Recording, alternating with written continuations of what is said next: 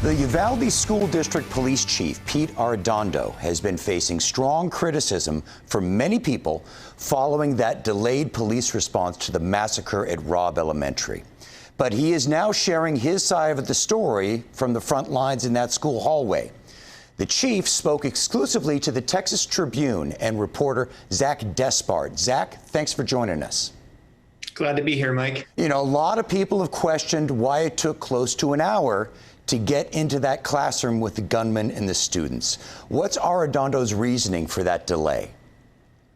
In short, his reasoning is a locked door, no key. Chief Arredondo told us that he was among the first officers to arrive at Robb Elementary. He and a couple other officers entered the school.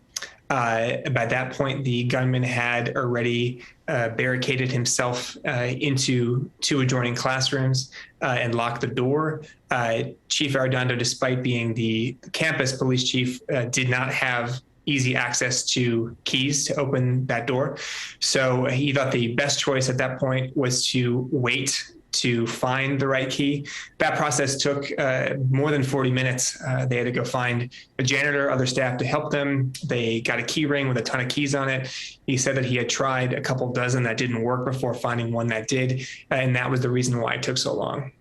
Did he talk at all about, was he treating this as sort of a hostage situation as opposed to an active shooter where the general training is move and engage the shooter as quickly as possible? Did he talk about that at all?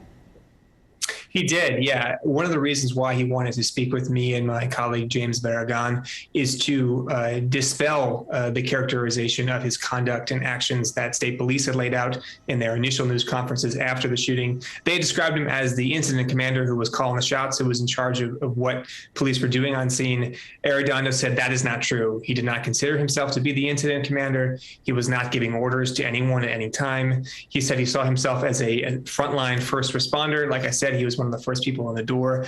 After they discovered that the door was locked, he decided he was going to station himself outside for that door for as long as it took to find the key. And in the interim, he was ready to shoot the shooter should he try to leave. Does the chief think that he made any wrong decisions in this? Chief Arredondo told us that he feels that he did everything in his power, given the information he knew at the time, to end the shooting as quickly as possible and to protect as many lives. He wanted to push back on the idea that after officers found those doors locked, that they simply waited around for a key for that 40-minute period. He said that while they were waiting, he wanted to make the best use of that he helped coordinate the evacuation of other classrooms they could get into, and he credited that for protecting about 500 people. In your conversations with him, what are the things that struck you and that you think would strike the public, since we've heard so much about him, but we've heard very little from him? What surprised you about the conversation with him? We were surprised by what is now a wide gulf in the accounts of Arredondo and state police with regard to who is the incident commander on the scene.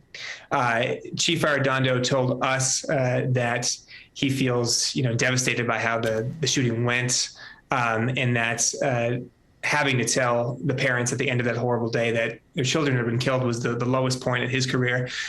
He said that he felt he did everything in his power, given the information he knew at the time, to end the shooting quickly and to confront the shooter and to save as many people as possible. Unfortunately, that still resulted in 21 people being killed.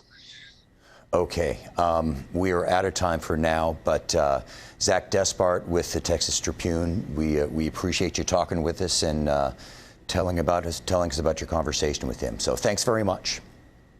Thanks, Mike.